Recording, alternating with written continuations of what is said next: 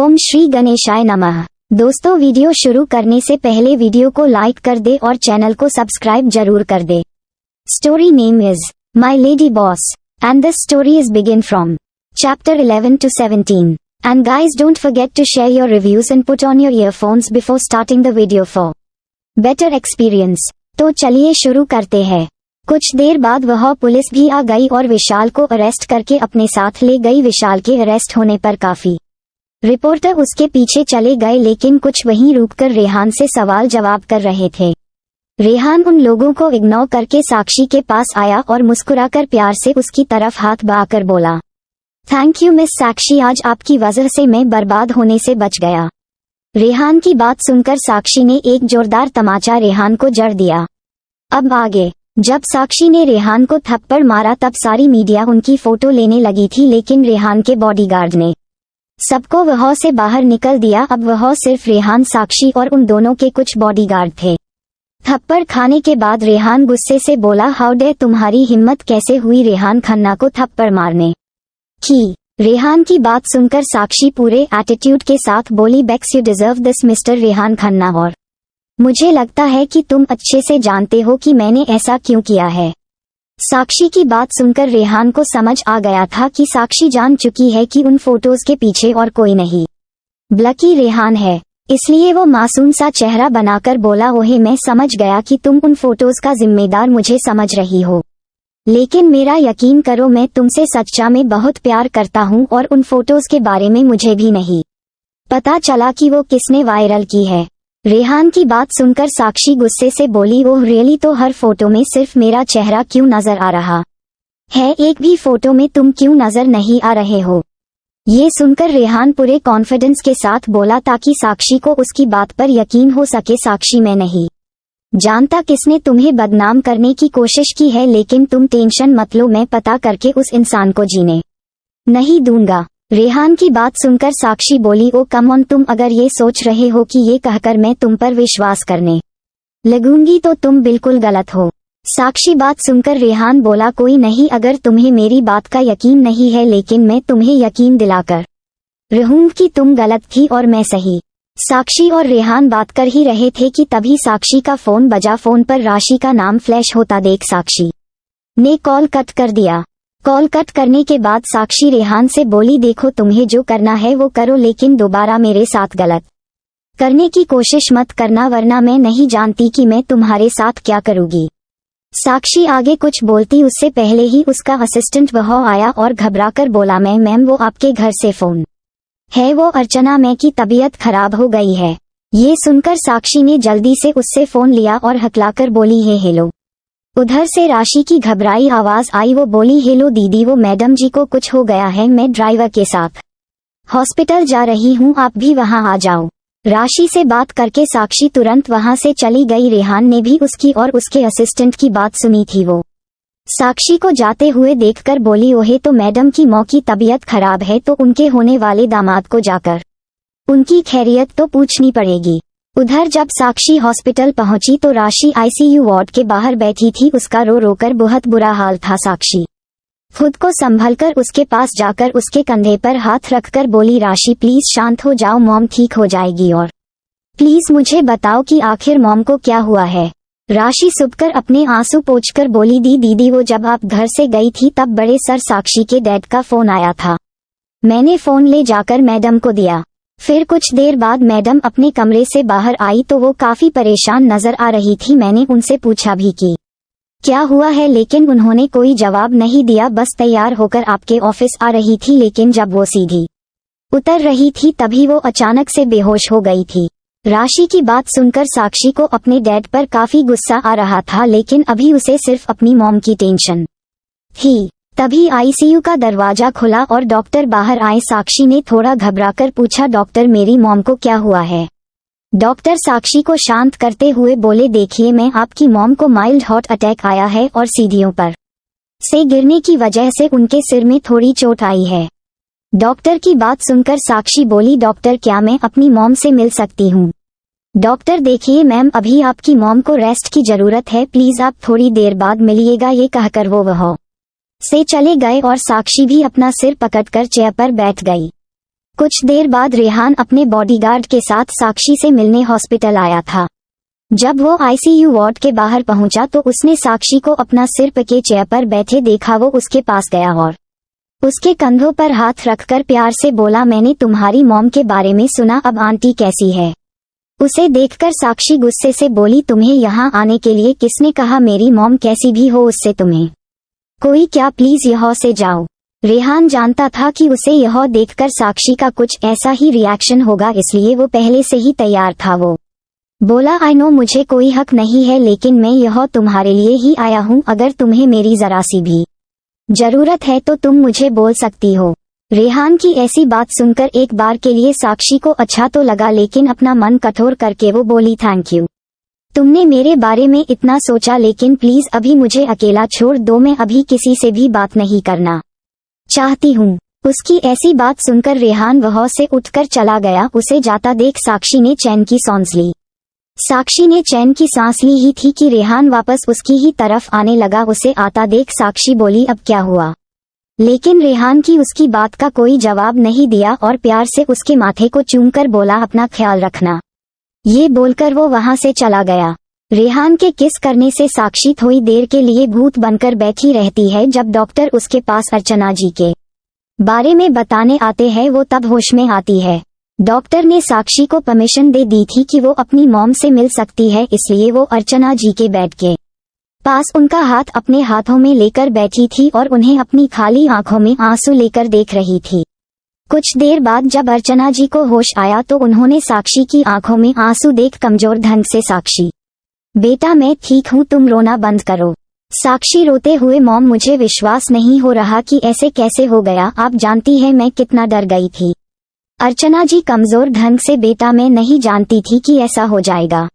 साक्षी अर्चना जी का हाथ पकड़कर, मॉम आप जानती है ना मेरे लिए सब कुछ आप ही हैं, अगर आपको कुछ हो जाएगा तो मैं क्या करूंगी? अर्चना जी फुसफुसाते हुए, मैं तुम्हें सबसे ज्यादा प्यार करती हूँ मेरे बच्ची, आज तुम मुझसे वादा करो कि अगर मुझे कुछ होता है तो तुम अपना ख्याल रखोगी।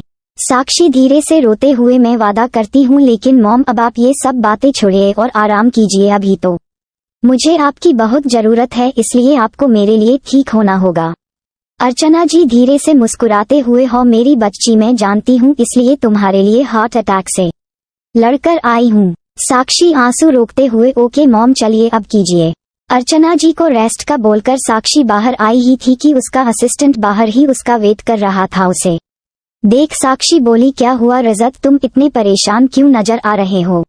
रजत हकलाकर, मैम वो सर आए हैं। साक्षी सवालिया नजरों से, सर कौन से सर आए हैं? रजत हकलाकर, मैम वो महेंद्र साक्षी के डैड सर आए हैं। अपने डैड के बारे में सुनकर साक्षी को काफी गुस्सा आ गया। वो बोली, रजत उन्हें यहाँ से जाने के लिए बोल दो, मेरी मॉम की हालत उनकी वजह से ही ऐसी है। रजत मैम मैंने उन्हें रोकने की कोशिश की, लेकिन वो बोल रहे हैं कि वो अर्चना मैम से मिलने आए हैं तो वो मिलकर ही जाएंगे। एस्टरिस्क वो दोनों बात कर ही रहे थे कि तभी महेंद्र जी वहां आकर गुस्से से बोले, चुप करो रजत, साक्षी को कुछ बताने की जरूरत नहीं है। साक्षी भी उन्हें देखकर गुस्से से, लिसन मिस्टर महेंद्र प्लीज आप यहाँ से जाओ, मुझे और मेरी मॉम को आपकी कोई जरूरत नहीं है, आप अपनी फैमिली के पास वापस जा सकते हैं। महेंद्र जी गुस्से से, साक्षी सोच समझकर बोले, मैं तुम्हारा डैड हूँ। साक्षी गुस्से में, आप चाहते हैं मैं आपसे तमीज से बात करूं, लेकिन क्या आप जानते हैं मॉम अगर इस हालत में है तो वो आपकी वजह से है। महेंद्र जी शांत होकर, साक्षी तुम ऐसे कैसे कह सकती हो कि मेरी वजह से अर्चना की ये हालत है? साक्षी आंखों में आंसू, आप दोनों आज सुबह जब बातें कर रहे थे तो उस वक्त ही मॉम को हार्ट अटैक आया था। पता नहीं आपने उनसे क्या बात की, उन्हें हार्ट अटैक आ गया। महेंद्र जी दुख के साथ, बेटा आई एम सॉरी बट मुझे नहीं पता था कि मेरी बातों का असर इतना बुरा होगा, प्लीज मुझे अभी उससे मिलने दो। एस्टरिस्क महेंद्र जी की बात सुनकर साक्षी ने कोई जवाब नहीं दिया, वो चुपचाप जाकर चेयर पर बैठ गई। तभी महेंद्र जी अंदर चले गए। उधर जब रेहान अपने ऑफिस वापस पहुंचा तो उसके केबिन में वेद पहले से ही मौजूद था। उसे आता देख वेद गुस्से से बोला, यार लगता है कि तेरे दिमाग ने काम करना बंद कर दिया है। पहले तो तूने उसकी फोटो वायरल की, फिर जब उसी लड़की ने तुझे पूरी मीडिया के सामने थप्पड़ मारा तो तू उसकी मॉम से मिलने हॉस्पिटल गया था। रेहान उसे शांत करके बोला, यार तू गलत समझ रहा है, मैं उसे सच में प्यार करता हूँ और मुझे उसकी फोटो वायरल करने का गिल्ट है, लेकिन मैं चाहता हूँ कि मैं उसे इस बात का यकीन दिला दूँ कि इन सब में मेरा कोई हाथ नहीं था, जिसमें मुझे तेरी मदद की जरूरत है। उसकी बात सुनकर वेद सवालिया नजरों से देखकर बोला, तुझे और प्यार, वो भी उस लड़की से? कम ऑन यार, मेरा पागल तो मत बना, मैं तुझे बचपन से जानता हूँ। वेद की बात सुनकर रेहान सीरियस होकर बोला, यार तू मेरी बात सुन, मुझसे सच में प्यार है और अगर तुझे यकीन नहीं भी है तो इसमें मैं कुछ नहीं कर सकता। अब तो मुझे ये बता, क्या तुम मेरी हेल्प करेगा या नहीं?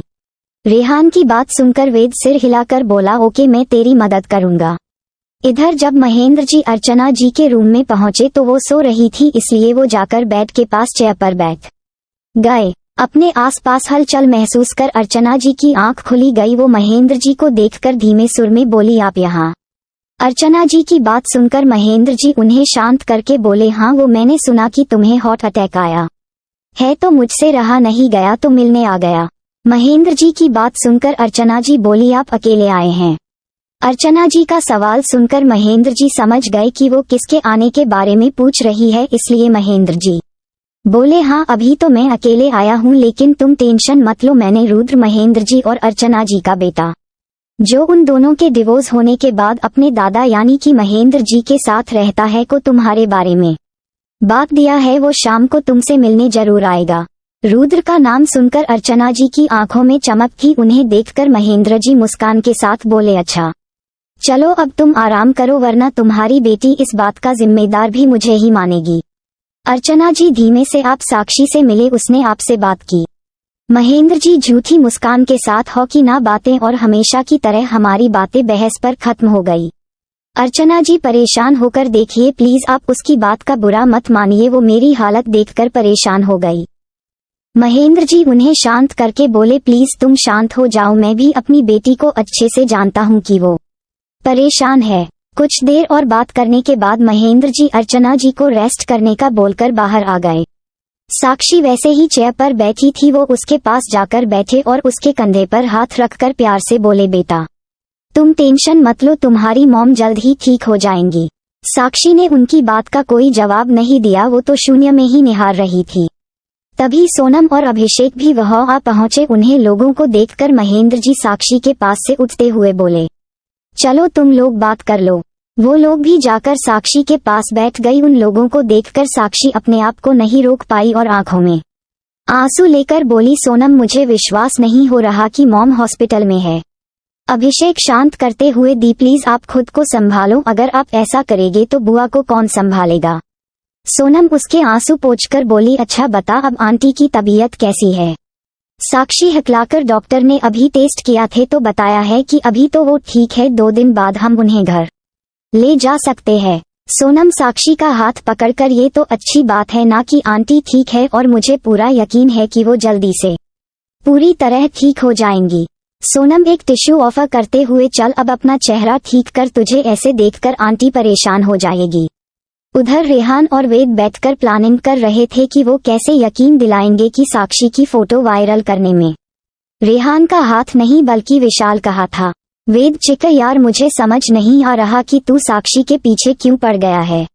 रेहान गुस्से से, देख वेद मैंने तुझसे हेल्प मांगी है, अगर तुझे हेल्प नहीं करनी तो मत कर, लेकिन प्लीज यहाँ बैठकर साक्षी के बारे में कुछ मत बोल।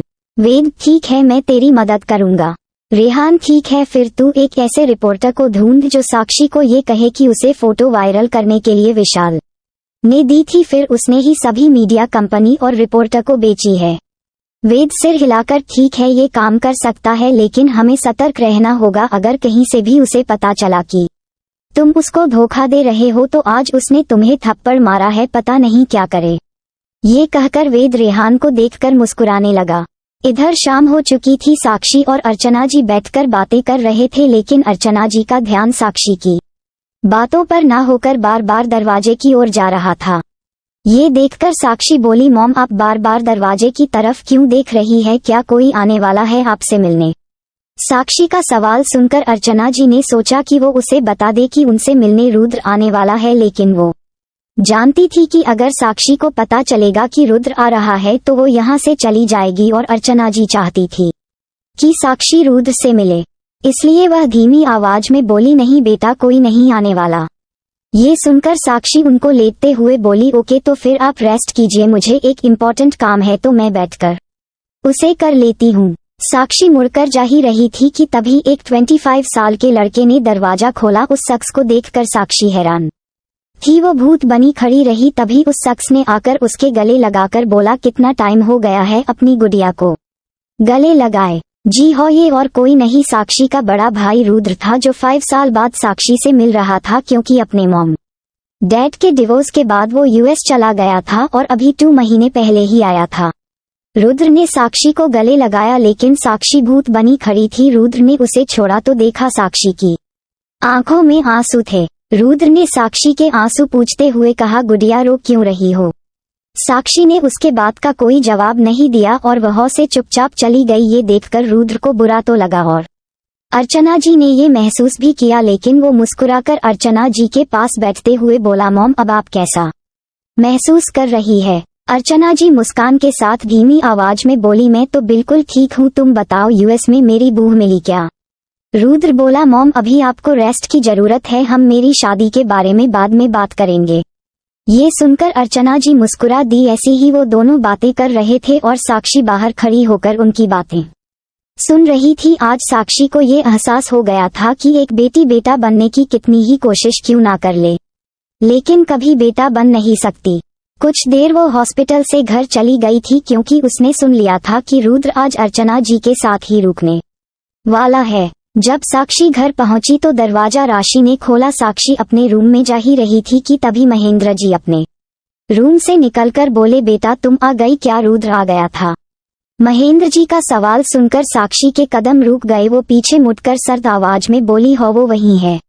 महेंद्र जी को जवाब देने के बाद साक्षी राशि से बोली, राशि सबके लिए खाना ड्राइवर के हाथों हॉस्पिटल भिजवा देना। राशि सिर हिलाकर बोली, ठीक है दीदी। राशि से बात करके साक्षी तुरंत अपने कमरे में चली गई। साक्षी को जाता देख महेंद्र को बुरा लगा। आज वो साक्षी से उन दोनों के रिश्ते के बारे में बात करना चाहते थे। कमरे में पहुंचकर वो सीधा वॉशरूम में जाकर शावर ऑन करके खड़ी हो गई, ठंडे पानी के बूंदे महसूस करके उसे थोड़ा अच्छा लग रहा था। आज इतने समय बाद महेंद्र जी और रुद्र को देखकर उसे उसका कड़वा अतीत याद आ रहा था, जिसे साक्षी ने भूलने में इतना समय लगाया था। आज वो सब दोबारा उसके सामने खड़े थे। बहुत देर शौय में खड़े रहने से साक्षी को ठंड लगने लगी थी, इसलिए वो बाथरूम पहनकर अपने रूम में आई और कबर्ड खोलकर अपने लिए कपड़े निकालने लगी। तभी एक डायरी निकलकर साक्षी के पैर में गिर गई। उस डायरी की हालत काफी बुरी थी, जिस पर लिखा था, so many pages so many memories. उसे उठाकर साक्षी एक फिक्की मुस्कान के साथ बोली, लगता है आज सबने ठान ही लिया है कि मुझे रुलाना ही है। साक्षी पहले रोज डायरी लिखती थी, लेकिन अपने मॉम डैड के डिवोर्स के बाद उसने डायरी लिखना बंद कर दिया था। वो डायरी लेकर साक्षी बेड पर बैठती है और कांपते हाथों से वो डायरी खोलती है और उसमें कई साल पहले की तारीख वाला एक पन्ना दिखता है। जैसे ही वो उन शब्दों को पढ़ना शुरू करती है, उसकी आंखें में नमी आने लगती है। फ्लैशबैक। जब साक्षी 10th क्लास में थी तब महेंद्र जी के काम के कारण उन्हें दिल्ली शिफ्ट होना पड़ा था, इसलिए साक्षी का एडमिशन भी नए स्कूल में कराया था। साक्षी काफी इंटेलिजेंट स्टूडेंट थी, इसलिए उसने जल्द ही सभी टीचर्स एंड स्टूडेंट्स का दिल जीत लिया था। साक्षी की क्लास में एक लड़की थी जिसका नाम दिशा था। दिशा थोड़ी फिजिकल अनफिट थी, तो साक्षी उसकी काफी हेल्प भी किया करती थी। वही साक्षी की एक और क्लासमेट जिसका नाम माया था, वो साक्षी से काफी चिढ़ती थी, क्योंकि उसे लगता था साक्षी ने उसकी जगह ले ली है। माया हर वो कोशिश करती थी जिससे साक्षी सबकी नजरों में गिर जाए, लेकिन हर बार उसका प्लान फेल हो जाता था। एक दिन स्कूल में छुट्टी थी, लेकिन कुछ बच्चों को अपना असाइनमेंट सबमिट करवाने स्कूल आना था, इसलिए साक्षी भी महेंद्र जी के साथ स्कूल गई थी। फिर वो दोनों मॉल जाने वाले थे, तो साक्षी काफी खुश थी। जब साक्षी स्कूल पहुंची तभी माया और दिशा भी आ गए थे। वो लोग भी अपने डैड के साथ आए थे, तो वो बच्चे अपनी क्लास में असाइनमेंट सबमिट करवाने चले गए थे। माया की नजरें काफी टाइम से दिशा पर थी और आज उसके पास मौका भी था, क्योंकि स्कूल में आज कम बच्चे थे। सब जा ही रहे थे कि माया ने उन्हें रोकर कहा, हे साक्षी, वो मैं कह रही थी कि हमें इस साइड की स्टेज से जाना चाहिए। वो मुझे अभी पता चला कि मैम फिजिक्स लैब में है। माया की बात सुनकर वो लोग भी माया के उसी तरफ से जाने लगे। वो लोग लैब में पहुंचे तो वह कोई नहीं था। तो माया ने झूठी हैरानी से कहा, ओहे लगता है मैम क्लास में चली गई है। माया की बात सुनकर साक्षी ने उससे कहा, माया अगर तुम्हें नहीं पता था तो तुम हमें यह क्यों लेकर आई हो। माया शर्मिंदा होकर सॉरी यार। फिर वो नीचे जाने लगे। तभी माया ने जानबूझकर दिशा की तरफ गिरने का नाटक किया और दिशा को सीढ़ियों पर से धक्का दे दिया था। साक्षी ने ये सब देखा लेकिन अभी माया को कुछ कहा नहीं। साक्षी भागकर दिशा के पास गई और सिर अपनी गोद में रखकर उसे उठाते हुए बोली, दिशा प्लीज उठ जाओ, प्लीज उठो दिशा। माया भी साक्षी के पास गई और घबराकर बोली, साक्षी मैं डैड और अंकल को बुलाकर लाती हूँ। ये बोलकर वो भागकर बाहर आई जहाँ सबके डैड खड़े होकर बातें कर रहे थे। माया को घबराता देख उसके डैड ने उससे पूछा, बेटा क्या हुआ। माया हकलाकर डैड डैड। वो दिशा का नाम सुनकर दिशा के डैड ने माया को अपनी तरफ करके पूछा, बेटा दिशा को क्या हुआ है, वो ठीक तो है। माया अंकल अंकल। वो साक्षी ने दिशा को सीढ़ियों पर से गिर दिया। दिशा के गिरने का सुनकर सबने माया की पूरी बात पर कोई गौर नहीं किया कि साक्षी ने उसे गिराया है। ये सुनकर तो माने उनके पैरों तले जमीन ही ना रही हो। वो भागकर उस तरफ गए जहाँ से माया आई थी। उधर अब तक दिशा के खून से साक्षी के कपड़े भी खराब हो चुके थे लेकिन साक्षी तो रो रोकर बस दिशा से उठने के लिए कह रही थी कि तभी दिशा के डैड वहां आए। वो भी दिशा को उठाने की कोशिश कर रहे थे लेकिन दिशा तो बेहोश थी। उन्होंने दिशा को गोद में उठाया और उसे हॉस्पिटल ले गए। महेंद्र जी जब साक्षी के पास पहुंचे तो उस हाल देखकर उन्होंने उसे गले लगाया और उसे चुप कराकर बोले, बेटा चुप हो जाओ, दिशा को कुछ नहीं होगा। साक्षी सिसकर डैड दिशा मेरी सबसे अच्छी दोस्त है, वो ठीक तो हो जाएगी ना। महेंद्र उसके सिर पर हाथ फेरकर बोले, हो मेरे बच्चे वो ठीक हो जाएगी। फिर वो घर चले गए। कुछ दिन बीत गए जिस बीच साक्षी की तबीयत भी काफी खराब हो गई थी। उधर माया ने भी कई बार सबको यकीन दिलाने की कोशिश की दिशा की इस हालत के पीछे साक्षी है लेकिन कोई उसकी बात पर ज्यादा ध्यान नहीं देता था। वहीं जब से दिशा सीढ़ियों पर से गिरी थी उसे होश नहीं आया था। दिशा होश में ना आता देख उसके डैड प्रताप जी अपने आप को काफी मजबूर समझ रहे थे क्योंकि वो चाहकर भी कुछ नहीं कर पा रहे थे। बहुत सोचने के बाद उन्हें माया की बातें को याद किया तो उन्हें याद आया कि उसने कहा था कि साक्षी ने उसे गिराया है। याद आते ही उन्होंने साक्षी से मिलने का सोचा और फोन करके माया और उसके डैड को भी साक्षी के घर ही बुला लिया था।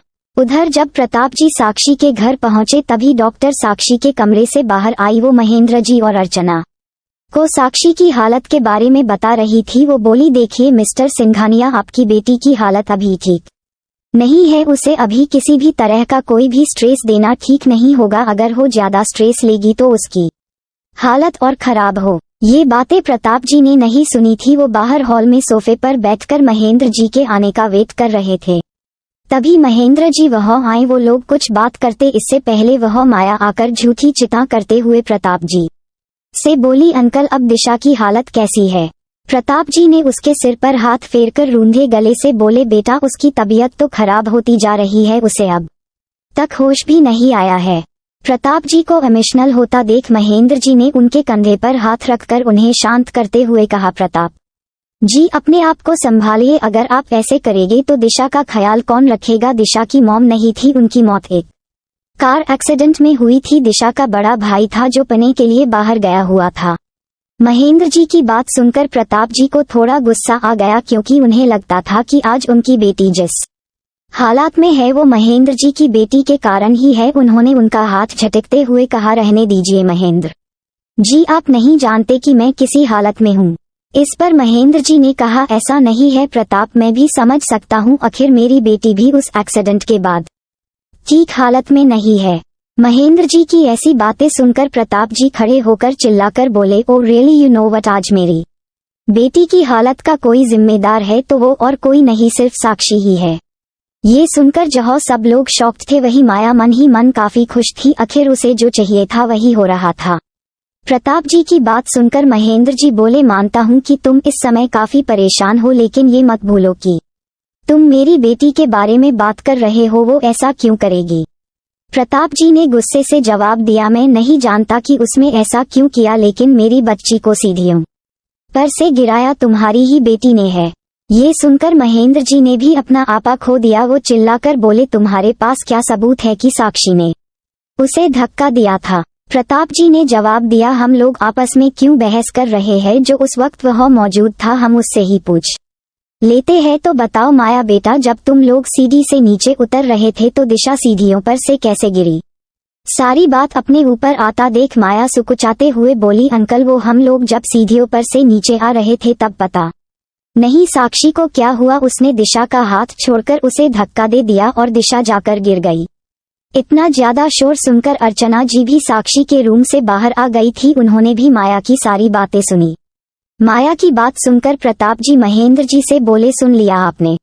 माया की बात सुनकर अर्चना जी उसके पास जाकर बोली, माया बेटा तुम ये सब क्या बोल रही हो? क्या तुम नहीं जानती कि साक्षी दिशा का कितना ख्याल रखती थी, तो वो दिशा को क्यों धक्का देगी?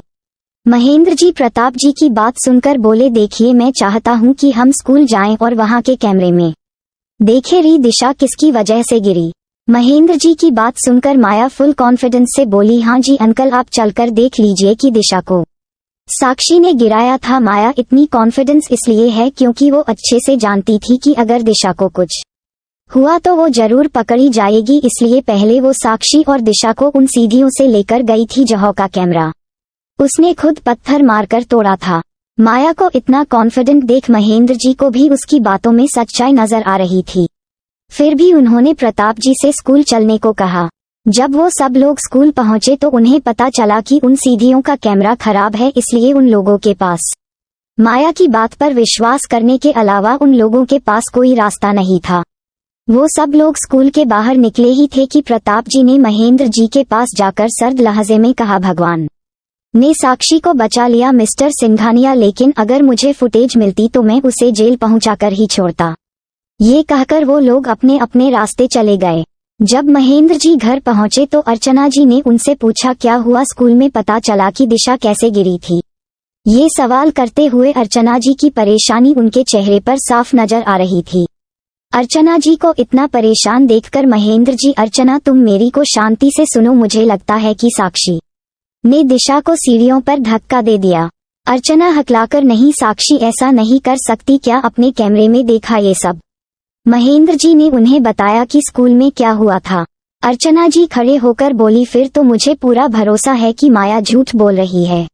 अर्चना जी की बात सुनकर महेंद्र जी झलाकर बोले, तुम्हें मेरी बात समझ क्यों नहीं आ रही है? तुम ही बताओ, अगर साक्षी ने धक्का नहीं दिया है तो उसकी हालत क्यों खराब है? क्योंकि उसे गुलित है। महेंद्र जी की ऐसी सोच देखकर अर्चना जी को काफी बुरा लगा, लेकिन वो कुछ नहीं कह सकी। अर्चना जी को चुप देखकर महेंद्र जी आगे बोले, साक्षी की इस गलती के लिए मैं उसे कभी नहीं माफ करूंगा, इसलिए मैंने फैसला किया है कि हम उसे हॉस्टल भेज देंगे। हॉस्टल का नाम सुनकर अर्चना जी भी चिल्लाकर बोली, मेरी बेटी हॉस्टल नहीं जाएगी। महेंद्र जी उनके मुंह पर उंगली रखकर बोले, वो हॉस्टल जाएगी और ये मेरा आखिरी फैसला है, और अगर किसी ने इस फैसले के बीच में आने की कोशिश की तो उसके लिए अच्छा नहीं होगा। ये कहकर महेंद्र जी अपने स्टडी रूम में चले गए और अर्चना जी जमीन पर बैठकर रोने लगी।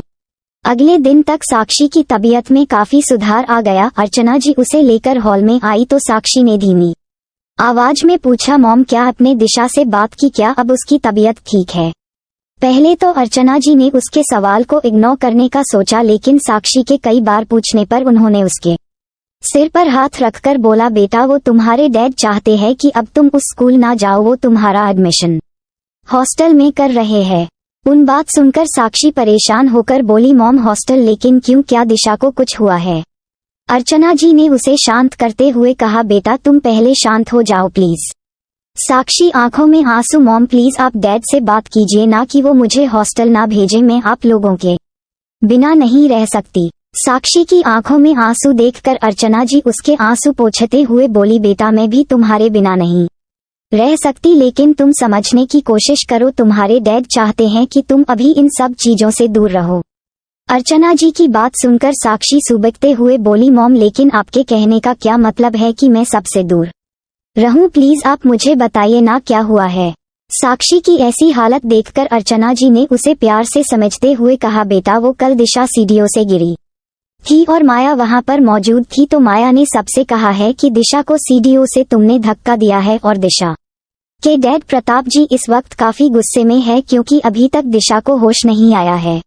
अर्चना जी की बात सुनकर साक्षी रोते हुए बोली, मॉम माया झूठ बोल रही है, ब्लकी मैंने खुद उसे देखा था, उसने मेरी हाथ से दिशा का हाथ छुड़वाया था, इसलिए दिशा गिरी थी। वो दोनों बातें ही कर रहे थे कि तभी महेंद्र जी वहां आए तो साक्षी ने नम आंखों से उनकी तरफ देखते हुए कहा, डैड मॉम कह रही है कि आप मुझे हॉस्टल भेजना चाहते हैं। साक्षी के सवाल पर महेंद्र जी ने कोई जवाब नहीं दिया। अपने डैड को कोई जवाब न देता देख साक्षी उनके हाथ को हिलाते हुए बोली, डैड प्लीज कहिए ना आप मुझे हॉस्टल नहीं भेज रहे हैं। साक्षी के ऐसा करने से महेंद्र जी को गुस्सा आ गया। वो उसे झंझोड़कर बोले, मैंने फैसला कर लिया है कि तुम हॉस्टल जाओगी और ये मेरा आखिरी फैसला है, इसके आगे मुझे इस घर में कोई भी बहस नहीं चाहिए। साक्षी आंसू भरी आंखें, डैड अगर आप मुझे इसलिए खुद से दूर भेज रहे हैं क्योंकि मैंने दिशा को सीढ़ियों से गिराया है तो प्लीज डैड मुझ पर विश्वास कीजिए, मैंने ऐसा नहीं किया। महेंद्र जी निराशा से, साक्षी मैं तुम्हारा झूठ सुन के थक चुका हूँ, माया वही मौजूद थी और उसने बताया है कि दिशा को तुमने ही धक्का दिया था। साक्षी सोफे से खड़े होकर गुस्से से बोली, ओके डैड अगर आपको मुझ पर भरोसा ही नहीं है तो फिर ठीक है, आप मुझे हॉस्टल भेज दीजिए। ये कहकर वो वहां से अपने रूम में चली गई। साक्षी को जाता देख महेंद्र जी गुस्से से अर्चना जी से बोले, तुम साक्षी को कंट्रोल करो, नहीं तो मैं क्या करूँगा ये मैं भी जानता हूँ। अर्चना जी निराश होकर, मुझे यकीन नहीं होता आपको अपनी बेटी से ज्यादा भरोसा उस माया पर है, लेकिन मैं अपनी बेटी पर पूरा भरोसा करती हूँ, इसलिए उसे हॉस्टल तो नहीं जाने दूंगी, बल्कि खुद उसे यहाँ से लेकर चली जाऊंगी। इन सबसे सबसे ज्यादा चोट साक्षी को लगी थी। उसे लगने लगा था कि जिस वक्त उसे सबसे ज्यादा किसी के सहारे की जरूरत थी उस वक्त उसका साथ सबने छोड़ दिया था, इसलिए साक्षी ने सबसे एक दूरी बना ली थी। इसके बाद अर्चना जी साक्षी को लेकर अलग रहने लगी थी और 2 साल बाद ही उन लोगों ने म्यूचुअल डिवोर्स ले लिया। उधर प्रताप जी भी दिशा को लेकर अमेरिका चले गए थे। प्रेजेंट डे, साक्षी को डायरी पढ़ते पढ़ते सुबह हो चुकी थी कि तभी उसका फोन बजा। उसने फोन देखा तो उस पर अननोन नंबर शो हो रहा था। उसने अपने आंसू पोंछे और फोन फिर किया तो उधर से रुद्र की आवाज आई। वो बोला, गुड़िया। गुड़िया सुनते ही साक्षी ने फोन काटने ही वाली थी कि तभी रुद्र प्यार से बोला, प्लीज गुड़िया फोन मत काटना, मैं जानता हूँ कि तुम मुझसे गुस्सा हो, लेकिन क्या तुम अपने भाई को एक दूसरा मौका नहीं दोगी। साक्षी ने रुद्र की बात का कोई जवाब नहीं दिया तो रुद्र बोला, इट्स ओके अगर तुम्हें अभी कोई बात नहीं करनी, लेकिन क्या आज हम ब्रेकफास्ट के लिए मिल सकते हैं। हम ब्रेकफास्ट वही तुम्हारे फेवरेट रेस्टोरेंट में करेंगे तो मुझे तुम्हारा इंतजार रहेगा, प्लीज तुम आना। कहते कहते रुद्र का गला रूंध गया था। साक्षी ने भी कोई जवाब नहीं दिया और फोन कट हो गया। फोन कट होने के बाद साक्षी बस यही सोच रही थी कि क्या उसे रुद्र से मिलना चाहिए या नहीं। बहुत सोचने के बाद उसने डिसाइड किया कि वो रुद्र से मिलने जाएगी। सुबह 8:30 बजे रुद्र रेस्टोरेंट में बैठकर साक्षी का वेट कर रहा था। उसे इंतजार करते हुए काफी टाइम हो गया था। वो निराश होकर वहां से जा ही रहा था कि सामने से साक्षी आते हुए देखी तो रुद्र का चेहरा चमक उठा। वो दौड़कर साक्षी के पास गया और उसका हाथ पकड़कर उसके टेबल के पास ले आया था। उसको ऐसा करता देख साक्षी के चेहरे पर भी मुस्कान आ गई थी, जो जल्द ही उसने छुपा ली थी। स्माइल। वह दोनों जाकर टेबल पर बैठे हैं तो रुद्र थोड़ा एक्साइट होते हुए बोला, थैंक यू सो मच गुड़िया, तुम नहीं जानती मैं आज कितना खुश हूँ। साक्षी नम आंखों से बोली, भाई आई नो मैं आपसे गुस्सा हूँ, लेकिन मुझे रियलाइज हो गया कि उन सब में आपकी तो कोई गलती ही नहीं थी। भरोसा तो डैड ने मुझ पर नहीं किया था और मैं बेवजह आपसे गुस्सा हो गई थी। रुद्र समझ सकता था कि साक्षी किस हालत में है, इसलिए वो उसके हाथ पर अपना हाथ रखकर प्यार से बोला, अरे मुझे तो पता ही नहीं चला कि मेरी गुड़िया इतनी समझदार कब हो गई। रुद्र की बातें सुनकर साक्षी के चेहरे पर मुस्कान आ गई। वो बोली, क्या भाई। वो दोनों बातें ही कर रहे थे कि एक वेटर उनका ऑर्डर लेकर आ गया। साक्षी ये देखकर थोड़ी हैरान थी कि सारा खाना सिर्फ उसकी पसंद का ही था। वो बोली, भाई आपको आज भी मेरी सारी पसंद के बारे में पता है। रुद्र थोड़ा मजाकिया अंदाज में बोला, क्यों, मुझे अपनी बहन की पसंद के बारे में पता नहीं होना चाहिए। साक्षी, नहीं भाई मेरा ये मतलब नहीं था, मैं तो कह रही थी इतने साल हो गए हैं, काफी चीजें बदल गई है तो शायद आप भी भूल गए होंगे, बस इसलिए। रुद्र हल्के से साक्षी के कंधे पर मारकर बोला, तू मुझे एक बात बता, तू मेरी एकलौती बहन है, अब मैं तेरी पंसद का ख्याल नहीं रखूंगा तो किसकी पंसद का रखूं? साक्षी शरारती अंदाज में बोली, हो भाई, रखना चाहिए अपनी गर्लफ्रेंड की पंसद का।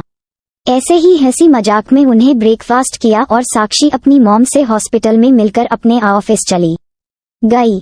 जब साक्षी ऑफिस पहुंची तो आज उसका मूड काफी अच्छा था, जिससे देखकर उसके एम्प्लॉइज काफी खुश थे। जब वो अपने केबिन में पहुंची तो रेहान अपने असिस्टेंट के साथ वहां उसका इंतजार कर रहा था। उसे वहां देखकर साक्षी ने हैरान होकर उससे पूछा, क्या मैं जान सकती हूं कि तुम यह क्या कर रहे हो? मिस्टर खन्ना, रेहान ने अपने असिस्टेंट को वहां से भेजकर साक्षी के करीब जाकर उसके कान में फुसफुसाकर कहा, क्यों मैं तुमसे मिलने यहाँ नहीं आ सकता क्या? उसकी बातें सुनकर साक्षी ने चिढ़कर कहा, क्या पहले तुम मुझसे दूर हो सकते हो? मुझे तुम्हारे इतने करीब होने से घुटन हो रही है। साक्षी की बात सुनकर रेहान उसके और करीब आने लगा था। वही साक्षी भी अपने कदम पीछे ले रही थी। वो जाकर दीवार से टकरा गई तो रेहान अपनी उंगलियां प्यार से उसके चेहरे पर फेरकर बोला, लिसन मी वेरी केयरफुली। मेरी जान, मैं जानता हूं कि तुम्हें मुझ पर भरोसा नहीं है, इसलिए तो मैं यहाँ आया हूं तुमसे मिलने। ये बोलकर रेहान ने साक्षी ने नाक को पिंच किया। साक्षी ने धक्का देकर उसे अपने से दूर किया और हाथ बांधकर बोली, ओह तो मिस्टर खन्ना, मुझे यह यकीन दिलाने आए हैं, लेकिन क्या मैं जान सकती हूँ ये आप करेंगे कैसे? रेहान ने कोई जवाब न देकर अपने असिस्टेंट को कॉल किया और सर्द आवाज में बोला, जल्दी से उसे लेकर अंदर आओ। कुछ देर बाद रेहान का असिस्टेंट एक आदमी को अपने साथ लेकर अंदर आया। उन्हें देखकर साक्षी रेहान की तरफ भौहे चकर बोली, अब ये कौन? उसका जवाब रेहान ने ना देकर उसका असिस्टेंट बोला, मैम, ये वही रिपोर्टर है जिसने आप दोनों की फोटो सभी मीडिया हाउस को दी थी। साक्षी गुस्से से उस रिपोर्टर से बोली, ओह तो तुम हो जिसने इतना महान काम किया है। वैसे क्या मैं जान सकती हूँ कि तुमने फोटो में मेरा ही चेहरा क्यों दिखाया, इसका क्यों नहीं दिखाया? रिपोर्टर, मैम सॉरी, बट ये सब मैंने विशाल सर के कहने पर ही किया था। उन्होंने मुझसे कहा था कि सभी फोटोज में रेहान सर का चेहरा छिपाने के लिए कहा था। साक्षी आगे कुछ कहती कि उसके केबिन का डोर नॉक हुआ। साक्षी ने कम इन कहा तो अभिषेक दी क्लाइंट्स आपका वेट कर रहे हैं, आप कब आओगे कहते हुए अंदर आया, लेकिन केबिन का नजारा देखा वो चुप हो गया। कुछ देर केबिन में सन्नाटा पसरा रहा। तभी अभिषेक साक्षी के कानों में फुसफुसाकर बोला, दी अगर मैं गलत नहीं हूँ तो यो सामने बैठा लड़का रेहान खन्ना है ना? साक्षी उसकी तरफ भौहें उचकाकर इशारे से बोली कि तुम ये क्यों पूछ रहे हो? अभिषेक एक्साइटेड होकर बोली, दी अगर ये सच में रेहान खन्ना है तो मैं इनका बहुत बड़ा फैन हूँ। साक्षी मन में बोली, ये जो भी मिलता वो इस रेहान का फैन बन जाता है, आखिर ऐसा है क्या इसमें? उसने अभिषेक से बोला, हो ये वही है। अभिषेक का तो इतना सुनना ही था कि वो जाकर रेहान से बोला, sir I am big fan of you. उसकी बात सुनकर रेहान मुस्कुरा दिया, लेकिन ऐसा देख साक्षी अपनी सीट से खड़ी हुई और चिकर बोली, अभिषेक ये क्या हो रहा है और तुम इस रेहान के पीछे पागल क्यों हो रहे हो? अभिषेक रेहान के पास से उठकर साक्षी को साइड में ले जाकर धीरे से बोला, दी आप पागल हो गई हो क्या? क्या आप रेहान को नहीं जानती? उसकी बात सुनकर साक्षी ने उसे घूरकर देखा तो अभिषेक समझ गया कि अब साक्षी को गुस्सा आ रहा है, इसलिए वो बोला, सॉरी दी, वो मैं रेहान को देखकर थोड़ा एक्साइटेड हो गया था। एक्चुअली वो मैं उसकी मॉडलिंग को काफी पसंद करता हूँ। साक्षी चौंककर बोली, क्या ये रेहान मॉडलिंग भी करता है?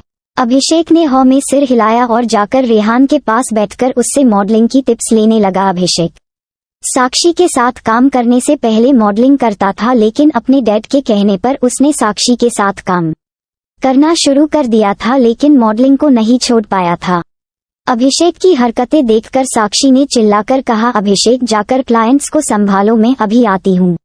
उसकी आवाज सुनकर अभिषेक वहां से उठकर चला गया। फिर साक्षी रेहान के पास गई और बोली, सो मिस्टर रेहान, अब आप यहाँ से जा सकते हैं। मैं समझ गई कि वो फोटो आपने नहीं, विशाल ने वायरल की है। साक्षी की बातें सुनकर रेहान मुस्कुरा दिया। वो उठकर साक्षी के पास आया और उसकी जुल्फों को कान के पीछे करते हुए बोला, अभी तो मैं जा रहा हूँ, लेकिन याद रखना मैं तुमसे मिलने जल्द ही आऊंगा। ये कहकर वो वहां से चला गया और साक्षी भी पैर पटकर मीटिंग के लिए चली गई। तो आगे क्या होने वाला है, आपका क्या कहना है? कमेंट करके जरूर शेयर करें। अभी कहानी जारी रहेगी। So don't forget to share your review and comment your best part of an story. और अगर आपने अभी तक हमारे चैनल को सब्सक्राइब नहीं किया तो कृपया इसे सब्सक्राइब करें और बेल आइकन पर क्लिक करें ताकि आप हमारी नई कहानी पहले पा सके। And if you like my story so comments your feelings with heart emoji. तो मिलते हैं नेक्स्ट वीडियो, तब तक के लिए राधे राधे।